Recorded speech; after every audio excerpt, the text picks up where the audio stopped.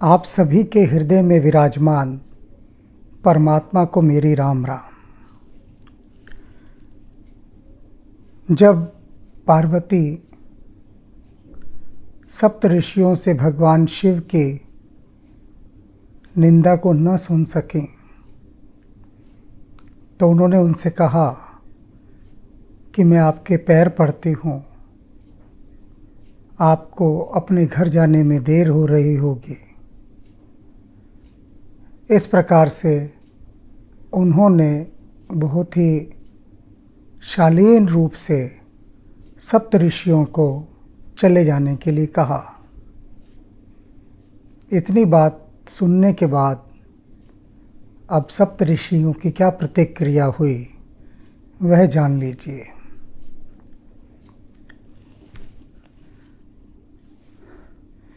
देख प्रेम बोले मुनि ज्ञानी, जय जय जय जगदम्बिके भवानी। और वो जो मुनि थे, वो मुनि जो सब कुछ जानते थे, ज्ञानी थे, जब उन्होंने देख लिया कि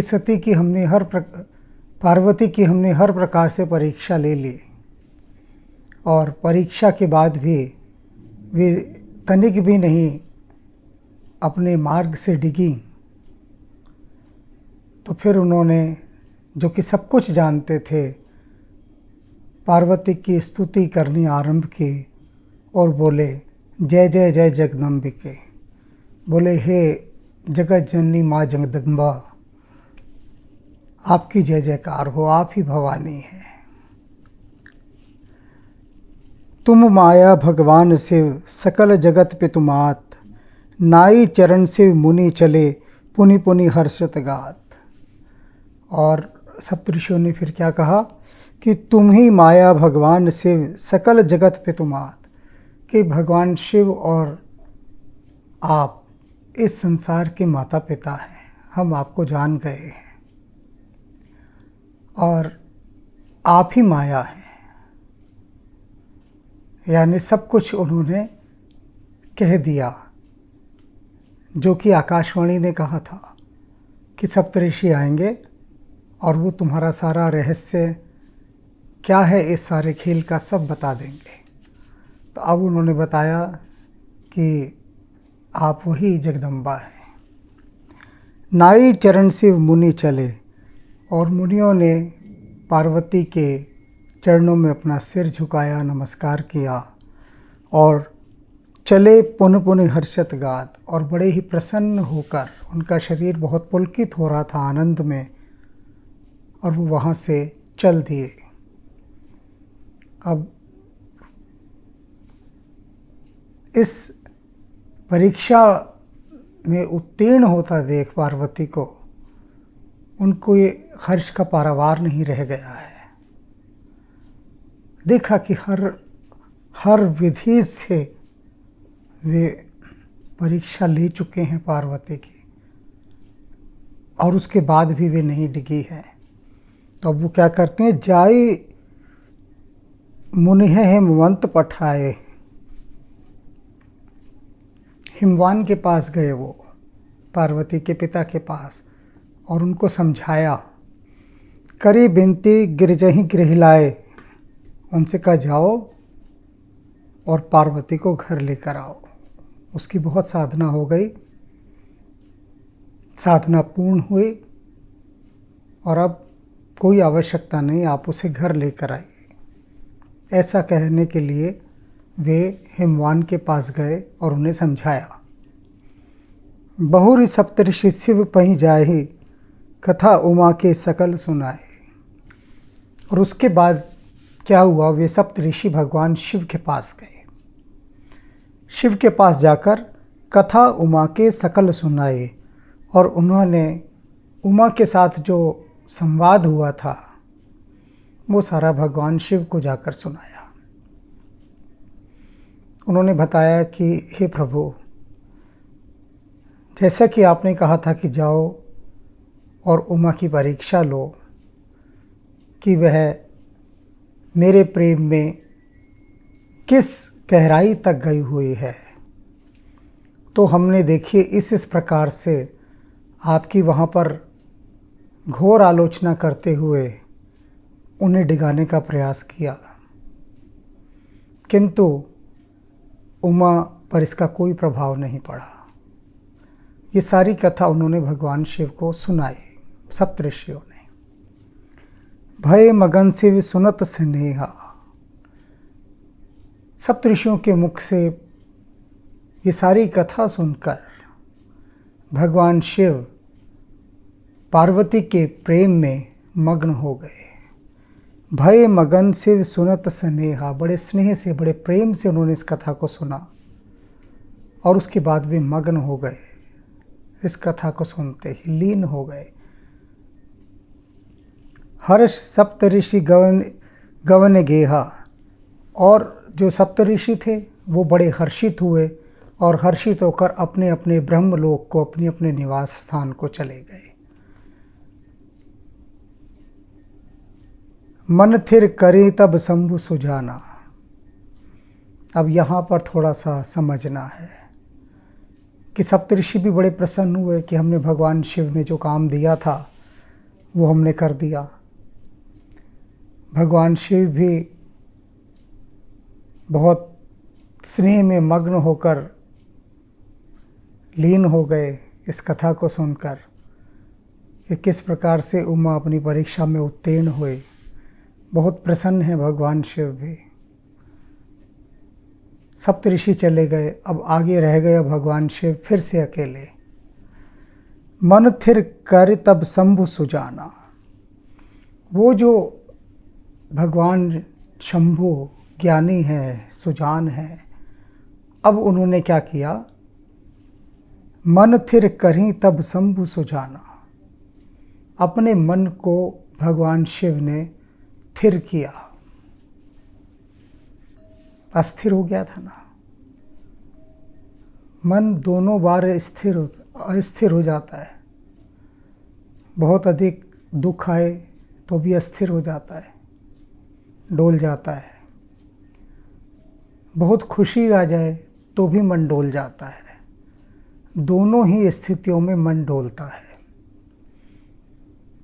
और भगवान शिव मन को डोलने नहीं देते। ज़रा सा भी डोलता है तो फौरन सजग हो जाते हैं, उनकी अवेयरनेस एकदम बढ़ जाती है। अभी ऊपर पंक्ति आई थी ना, भय मगन शिव सुनत स्नेहा, कि उन्होंने बड़े प्रेम से साथ सुना, जुड़ गए और बहुत प्रसन्न हो गए। सप्तऋषि चले गए और जाते ही उन्होंने क्या किया, मन थिर करें तब शंभु सुजाना, तब भगवान शिव ने अपने मन को थिर करना आरंभ किया। थिर करने को समझिए, थिर करना क्या है। थिर होता है ऐसी अवस्था जिसे निष्कंप कहते हैं। नहीं समझ में आ रहा ना? समझने का एक तरीका है। एक कमरे में बिल्कुल अंधेरा हो जाए, जब रात को घोर अंधेरा एक कमरे में, उसमें किसी भी प्रकार की कोई हवा की गतिविधि ना हो, एयर एक्टिविटी, न पंखा चल रहा हो, न एसी चल रहा हो, कोई भी चीज़ ऐसी ना हो जो हवा को घुमा रही हो। उस समय एक दिया जलाएं और जो लौ है दिए की उसे देखें। कोई भी फ्लेम जो भी आपको उपलब्ध हो, उस समय मोमबत्ती भी हो सकती है, दिया हो तो वो भी सुंदर है, उसे जला दीजिए। जलने के बाद उससे करीबन 3 फुट की दूरी पर बैठ जाइए, जिससे आपकी श्वासों की जो वायु है वो भी उसे बाधा ना पहुंचाए। थोड़ी देर में आप पाएंगे कि उस दिए की लौ निष्कंप है, यानी जो कांप नहीं रही। हवा आएगी तो वो कांपेगी, हिलेगी। तो थोड़ी ही देर में आपको लगेगा कि ये दिया सचमुच का है या कोई दिए का चित्र है, क्योंकि इसकी लौ तो हिल ही नहीं रही बिल्कुल भी। तो जब वो लौ बिल्कुल नहीं हिलती, उस स्थिति को थिर होना कहते हैं। जैसे झील का कोई जल बिल्कुल थिर हो जाए, यानी उसमें एक भी लहर ना उठे, शांत। और उस स्थिर जल के अंदर आप देखते हैं कि पूरा का पूरा आसपास के पेड़ पौधों का रिफ्लेक्शन, यदि पहाड़ हैं तो उनका, चांद है तो उसका, बिल्कुल जैसे दिखता है जैसे झील ना हो, कोई बहुत बड़ा शीशा हो, लुकिंग ग्लास हो, दर्पण हो, कि धरती पर जैसे इतना बड़ा किसी ने दर्पण बिछा दिया हो। इस स्थिति को स्थिर अवस्था कहते हैं, कि जब भीतर की सारी हलचल समाप्त हो जाए तो भगवान शिव उस स्थिर मनस्थिति में आ चुके हैं। मन स्थिर करी तब शंभु सुजाना, लगे करण रघुनायक ध्याना। हर्ष का समाचार था, कितना प्रसन्नता का। और प्रसन्नता के समाचार में ये नहीं हुआ भगवान शिव से कि वो नाचते कूदते अपने जितने भी और उनके भूत पिशाच जितने गण हैं सबको बुलाते और कहते चलो आओ पार्टी करें, नाचे कूदें। आम इंसान तो यही करता है ना, कि कोई खुशखबरी आ रही है कि चलो भाई नाच गाना शुरू करते हैं, खाना पीना, पार्टी शार्टी, यही सब। लेकिन भगवान शिव ने उस सुखद समाचार को सुना, सुनने के बाद भीतर अनुभव किया कि हाँ, मन प्रसन्न हो रहा है। तो उन्होंने उसको शांत करना शुरू किया, मन को स्थिर किया। और स्थिर करने के लिए क्या किया, सबसे बड़ी बात कि अपने आराध्य भगवान श्री राम का ध्यान करना आरंभ कर दिया। लगे करण रघुनायक ध्याना, उनका ध्यान, भगवान श्री राम का ध्यान। राम का ध्यान धरते ही उनका मन स्थिर हो गया।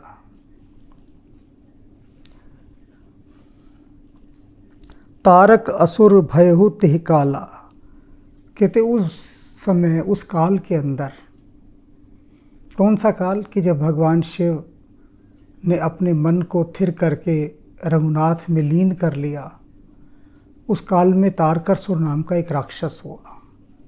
तारक असुर भयहु तिह काला, भुज प्रताप बल तेज विशाला, जिसके भुजाओं का बल प्रताप बहुत ही तेज था और विशाल था। ऐसा एक राक्षस प्रकट हुआ उस काल में। तेहि सब लोक लोकपत जीते, भय देव सुख संपत्ति रीते। और उसने क्या किया, सारे लोकों को, लोकपालों को, सबको जीत लिया और देवताओं को और उनकी सुख संपत्ति को सबको उनसे छीन कर खाली कर दिया, सबको भिखारी बना दिया। चारों तरफ उसके ही अत्याचार, उसके ही आतंक की चर्चा थी।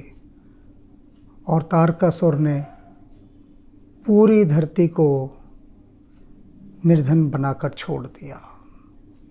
जो बड़े बड़े देवता थे, सुर थे, जिनके पास धनों के भंडार लगे हुए थे, सबके धन उसने छीन लिए। इतिहास में होता रहा है। तारकासुर जैसे न जाने कितने सिकंदर आए और सभी सिकंदरों के मन में क्या रहा और क्या किया उन्होंने, सारी धरती का धन छीनकर अपने पास इकट्ठा किया, सारी धरती को निर्धन कर दिया, अत्याचार मचाया। और उन्होंने पूरे विश्व को अपनी संपत्ति बनाने का प्रयत्न किया किसी भी विधि से। तो ऐसे ही तारकासुर था। कुछ मित्र इस तरह के प्रश्न करते हैं कि एक तारकासुर वाला पूरे संसार को कैसे जीत सकता है, कि पूरे संसार के बड़े बड़े देवताओं का भी धन वो छीन ले, ऐसा कैसे कर सकता है। तो उन मित्रों से ये निवेदन है कि वे मुझे यह बताएं कि इतने बड़े बड़े सिकंदर हुए, उन्होंने कैसे पूरी धरती को जीत लिया। सिकंदरों की कमी नहीं है लाइनों की। एक से बढ़कर एक सिकंदर हुए और सभी धरती को जीतने निकले, और जहाँ जहाँ निकलते थे वो सबको भिखारी बनाते चलते थे और अपने अत्याचार की कथाएं छोड़ते जाते थे। तो ये तारकासुर भी उनमें से एक था जिसने पूरी धरती को बेहाल कर दिया। अजर अमर सो जीत न जाए, हारे सुर करी विविध लड़ाई। कहते देवताओं ने बहुत लड़ाइयाँ लड़ी उसके साथ, लेकिन वो किसी भी विधि से जीता ही नहीं जा सकता था, क्योंकि अमर और अजर था। ना कभी मर सकता था, ना कभी बूढ़ा होता था। अब ये सारे सिकंदर यही होते हैं, जब ये आक्रमण करते हैं, जब इनका वर्चस्व छाया होता है, इनका आतंक छाया होता है, तो इनको देखकर यही लगता है कि ये तो अमर अजर हैं, ना कभी ये मरेंगे ना बूढ़े होंगे। भारत में मुग़ल आए, मुग़लों को देखकर तब यही कहते थे तो अमर अजर हैं। एक के बाद एक पीढ़ी आती जा रही है, राज करती जा रही है। मुग़ल इस भारत से कभी समाप्त नहीं हो सकते, तो ये अमर अजर हैं, ये मान लिया गया। वे चले गए, अंग्रेज़ आए। अंग्रेज़ों के लिए तो कहा यही जाता था इनके राज में सूरज डूबता ही नहीं है, और डूबता भी नहीं था। कि जो अहंकार की सबसे बड़ी पराकाष्ठा थी वो अंग्रेज़ों का राज था। वे कहते थे हमने तो सूरज को भी अपना गुलाम बना लिया है, हमारी अनुमति के बिना ना वो उग सकता है ना डूब सकता है। जहाँ जहाँ अंग्रेज़ों का राज था वहाँ कभी सूरज ही नहीं डूबता था। अमर अजर माना गया इनको भी। वे अंग्रेज़ भी चले गए, लेकिन जिस समय इन अत्याचारियों का दौर चल रहा होता है, तब जनमानस के मन में धारणा बैठ जाती है कि इनसे तो भगवान भी आ जाए तो भी मुक्ति नहीं हो सकती। इतनी प्रबल धारणा, और वही तारकासुर के साथ हो रहा था। सारा संसार हर जतन करके हार चुका था, हर लड़ाई करके हार चुका था तारकासुर से, लेकिन उससे निजात नहीं मिल रही थी। और जब कुछ भी नहीं बात बनी, तब बिरंच सन जाई पुकारी, देख भिद सब देव दुखारे। तब सब देवताओं ने जाकर ब्रह्मा जी के पास अपना दुखड़ा रोया, अपना सारा दुख सुनाया। देख विधि सब देव दुखारे। ब्रह्मा जी ने देखा कि सारे देवता दुख से भर गए हैं, उन पर बहुत अत्याचार हुआ है। तब सन कहा बुझाई विद, दनुज निधन तब होई। शंभु शुक्र संभूत सुत, यही जीतन रन सोई। तब उन्होंने क्या कहा, ब्रह्मा जी ने बहुत ध्यान धरा, चिंतन किया और कहा सुनो रास्ता मैं बताता हूँ तुमको। तब सन कहा बुझाई विधि, एक उपाय बताया। दनुज निधन तब हुई। इस राक्षस का, इस धनुज का, इस दानव का निधन तभी हो सकता है, इससे मुक्ति तभी मिल सकती है। इसका विनाश, इसका छुटकारा पाने का एक ही तरीका है। और क्या है वो तरीका? शंभु शुक्र संभूत सुत, ए जीतन रण सोई। कि भगवान शिव से जो पुत्र जन्म लेगा वही इसको रण में जीतेगा, वही रण में इसका वध करेगा। तो भगवान शिव से उत्पन्न पुत्र से ही यह राक्षस मारा जा सकता है। ये जो राक्षस है, इस राक्षस का जो उपाय है, इसका जो शस्त्र है, इसका जो अस्त्र है जिससे मारा जाएगा, वो है भगवान शिव से उत्पन्न हुआ पुत्र। वही सामर्थ्य रखता है। मोर कहा सुन करहूँ उपाय, होई ही ईश्वर करी सहाय। कहते मैंने जो उपाय तुम्हें बताया है अभी, और जो बता रहा हूँ आगे भी, उसको ध्यान से सुनना, क्योंकि उस उपाय से ही तुम्हारी बात बन सकती है, तो ही ईश्वर कर ही सहाय, भगवान तुम्हारी सहायता करेंगे। तुम इस उपाय पर आगे चलो, इस उपाय को करो, तभी मुक्ति हो सकती है। सती जो तजी दछ मख देहा, जन्मी जाई हिमाचल गेहा। तो देवताओं ने कहा कि बात तो ठीक कही आपने, लेकिन शिव का विवाह कैसे हो? सती ने तो दक्ष के यहाँ अपनी देह त्याग दी है, और आप कह रहे हैं कि भगवान शिव से जिस पुत्र का जन्म होगा, ये कैसे हो?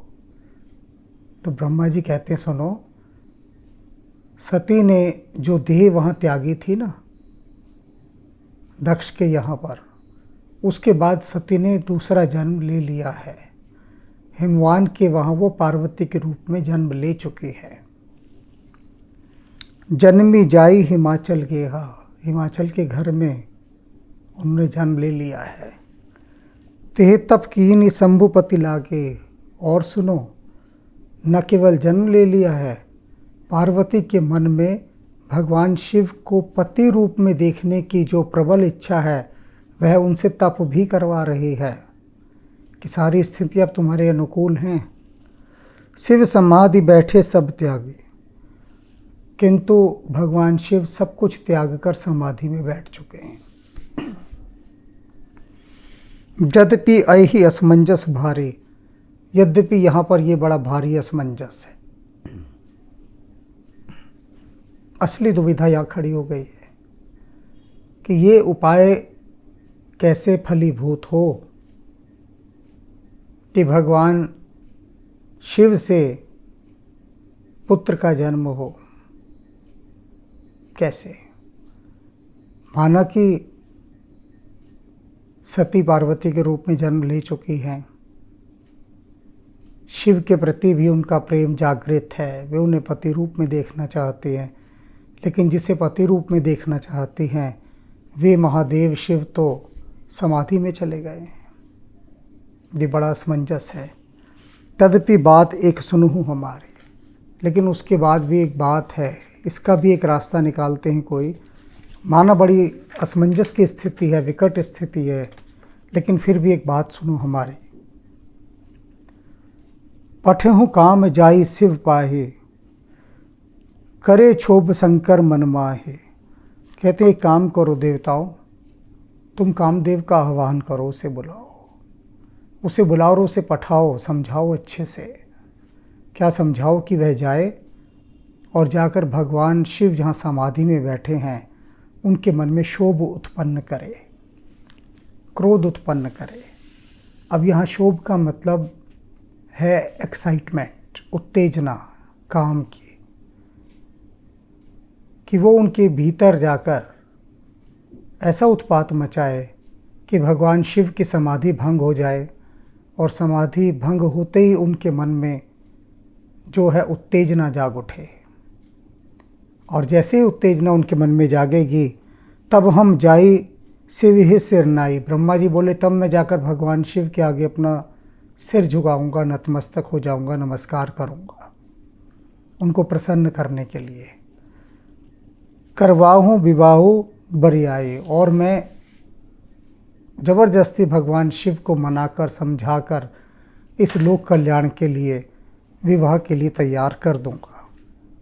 तो आप निश्चिंत रहें, काम हो जाएगा। बस कामदेव को आप तैयार कीजिए कि वो जाए और भगवान शिव की समाधि को भंग करे।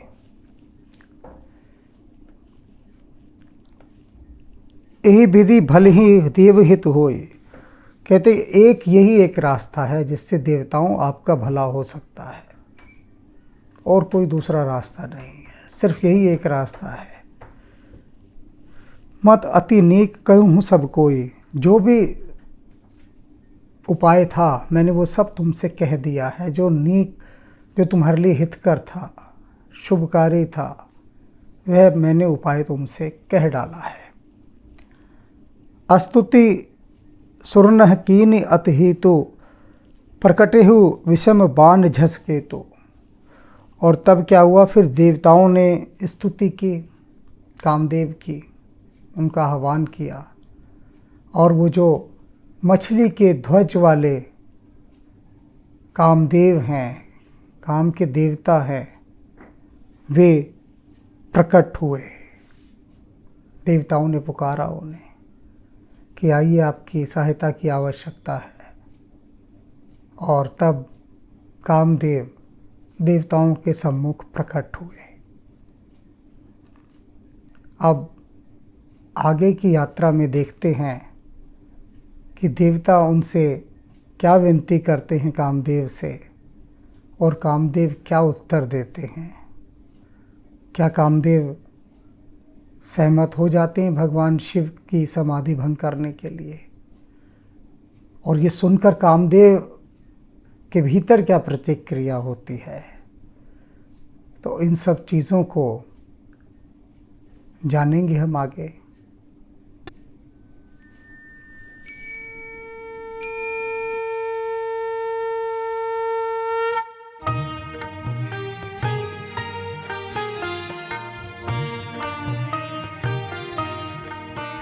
जय जय कपिनायक निज सुखदायक शंकर स्वयं अनूपा।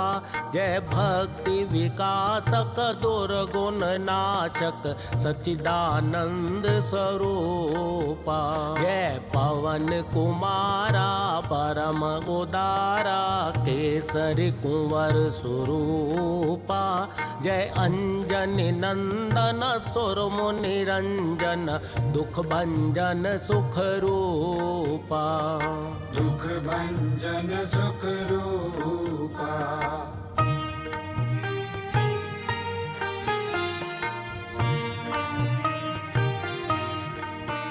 जय जय अविनाशी सब गुण राशि धाम अखंडानंदा।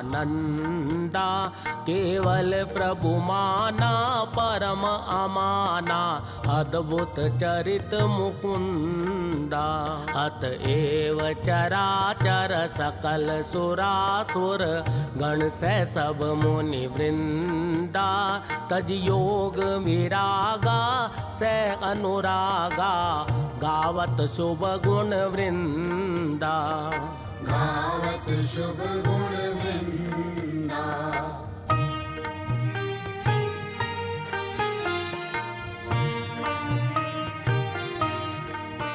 जय उदधि उल्लंघक सिय दुख भंजक अक्षय शय हनुमंता।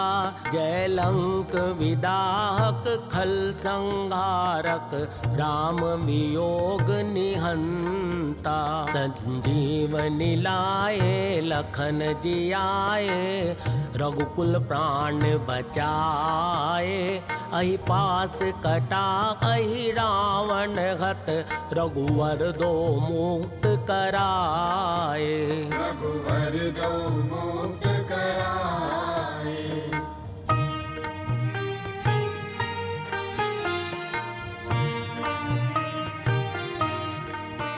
सनकादित सारद शेष विशारद तब बल को नहीं जाना।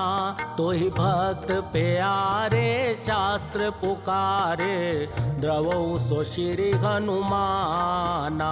त्रेता द्वापर कलि सत भूषासक सब सुख राशि अनंता। महाकाल स्वरूपा अखत अनूपा गोजन पालक संता। भोजन पालक संता।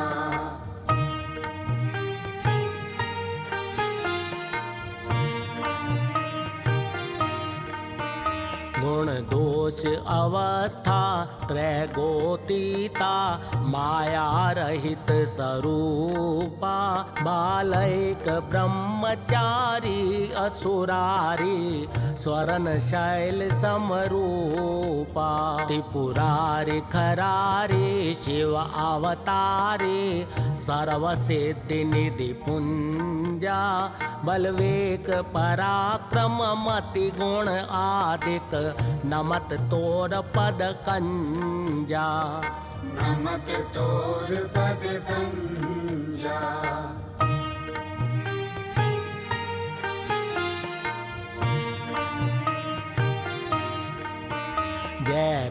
पूरन कामा परम ललामा गावई सब श्रुति संता करुणा वरुणालय भक्त जनाश्रय शुभ प्रेरक जग कंता त्रैताप भयानक दुख विनाशक सर्व विकार निहंता मम गुरु पितु माता भवनिधि त्राता द्रवहु वरद हनुमंता द्रवहु वरद हनुमन्ता